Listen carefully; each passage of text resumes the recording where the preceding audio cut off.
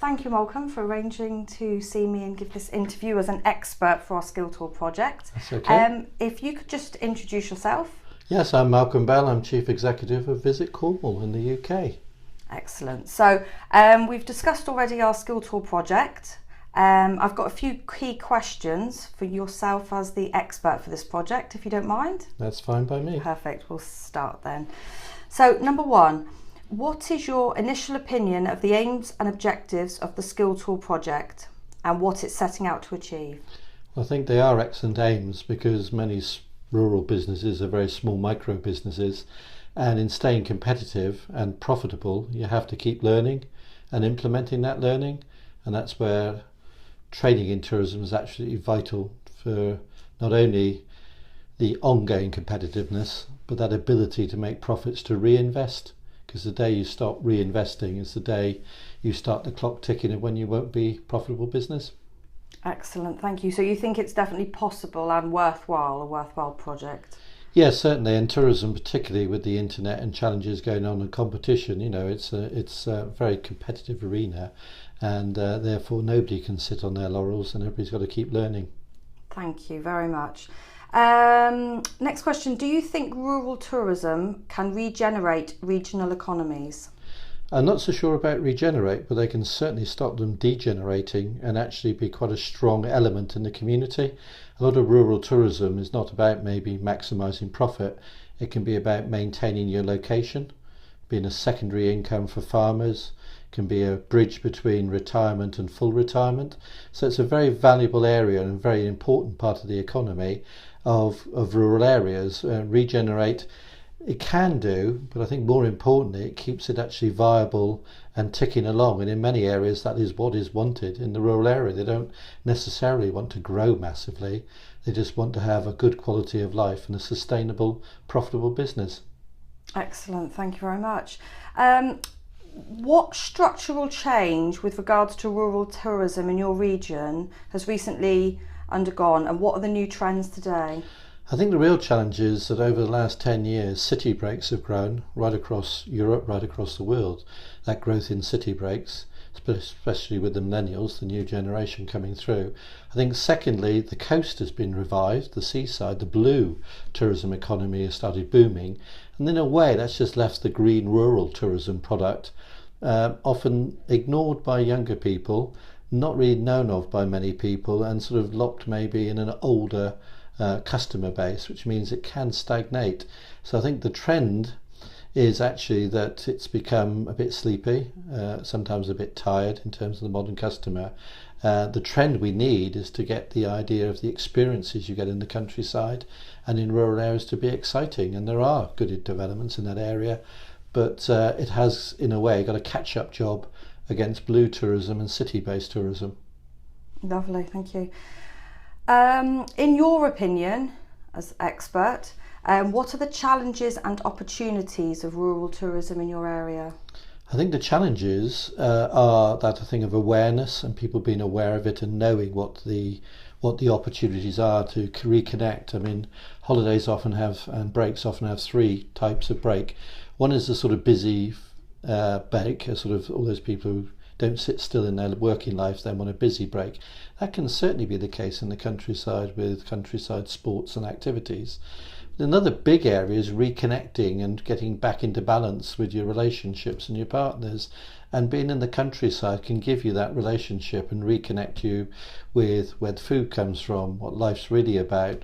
In big cities, when people spend their days in offices looking at computers, being able to be out and see nature, see the sky, see the greenness is actually a reconnecting. So it's got sort of two areas really. One is actually quite sedentary, but by mentally restoring and recharging your batteries to cope in this other life. And the other one is to be a buzzy place and do things. In Cornwall, you have things like the Adrenaline Quarry, and you have things like the Southwest Lakes where you can be perfectly active, and we've got resorts where you can be very busy and very active while being in the countryside. Excellent, thank you.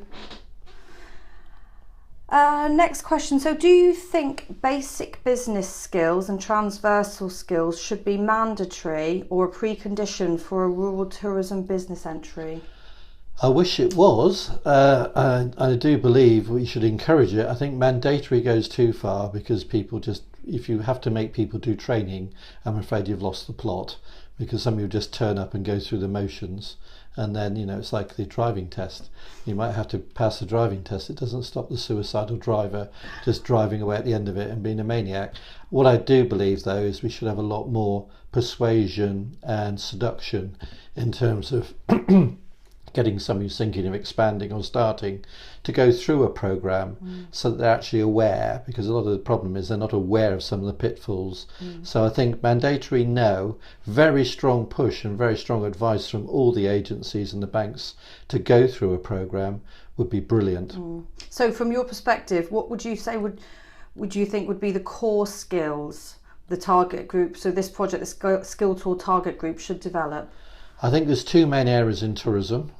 I've seen many brilliant businesses that have been marketed excellently go bust because they don't do financial management, and I've seen some brilliantly financial management going on in businesses where the customer gets a lousy experience. So those are the two, and getting the two have got to go hand in hand, i.e. financial management is important, but you've got to deliver a great service to your chosen customer base, because you've got to select who your customers are. You can't say I'll take anybody. And then you do have the other elements around it as people start to employ people. So how do you get those HR, those values that go from any business where it's a small one to even 2 or 3 staff? They've got to deliver the whole brand experience. So that's where the training and other elements, but certainly financial management and marketing in the broadest sense of marketing. I don't mean promotion. I mean promotion, what the product is, what the customer experience is, and how well that is managed. Lovely. What are the key challenges, in your opinion, in terms of sustainably managing a small tourism business? I think the first thing is, I think it never used to apply, but in tourism businesses now it's like walking up a down escalator.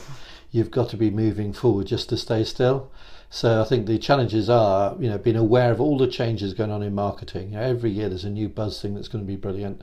This year it's Facebook Live. Next year it'll be something else.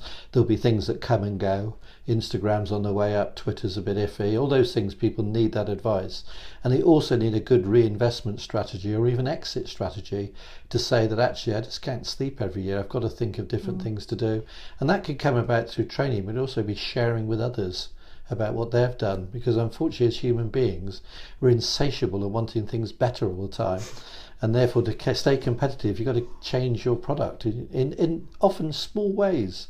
It's about the way you deliver your experience, not necessarily chucking the checkbook at it, but it has got to be better each year. So where do rural tourism entrepreneurs get business advice from in our region?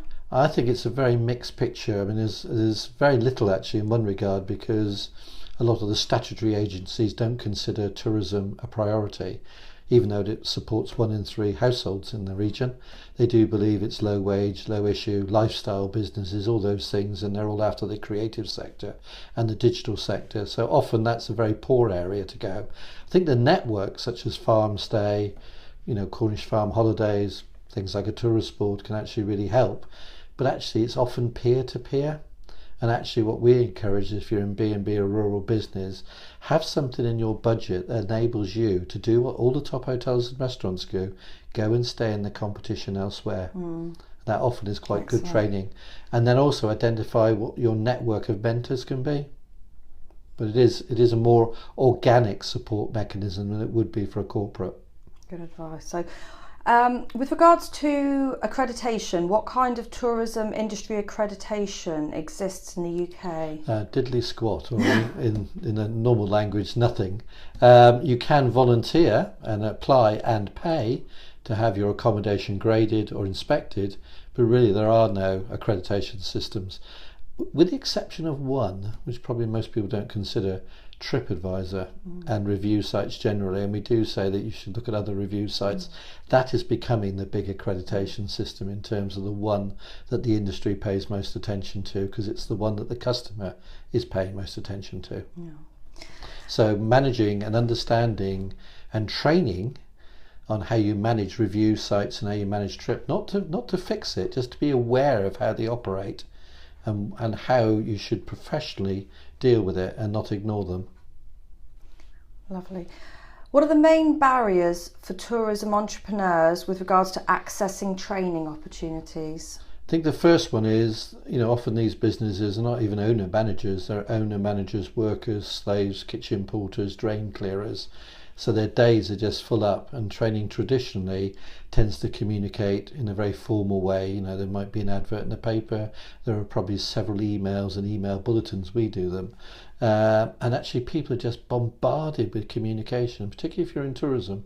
You get invitations to this training session costing that much, this email marketing course, as well as lots of marketing things. So often people just delete. They triage their emails and just get through it.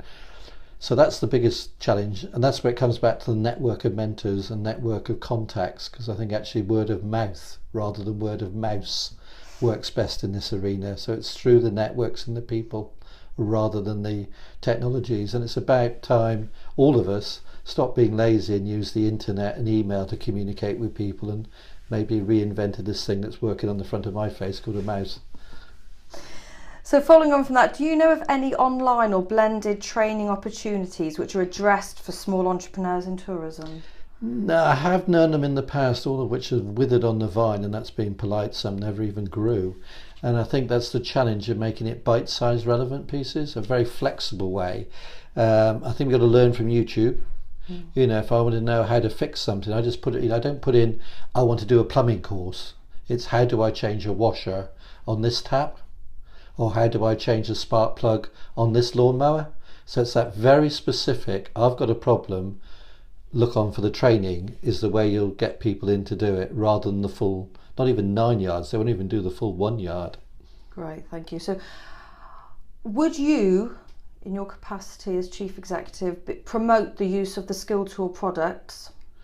I certainly would if they adopted that very module, or very simple, the taster session might be the 5-minute, 10-minute fix for a problem, but then leaving a little hint at the end, there's a lot more to learn. That sort of problem solving model that helps people learn through activity and development is very, very powerful. And I think it's from designing the training from a problem solving element, not an educational element. I've got so much, if I was a small business, I've got so much to do and I've got 10 problems. You help me solve those 10 problems and I then might start reading a bit more. So would you have any suggestions on what the training material should necessarily focus on? I think a lot can pick up on the YouTube generation. I think the YouTube is incredibly powerful in terms of snippets. People often prefer to see somebody doing something. It's called the relevance of training. Not everybody is academic and likes to read it. In fact, actually, I think very, very few who run businesses want to do a standard training course. What they want to do is to have something that they can almost do while they're doing something else. So even podcasts, certainly video clips, and certainly a very easy way that they can fit in half an hour to an hour max, maybe while eating a sandwich over lunch. These people are so busy with so many other things to do. It's got to be able to be fitted in parallel to something else they're doing, be it a tea break, lunch break, because at the end of the day there's always so many jobs they can do, and the training bit will be the one that drops off the bottom.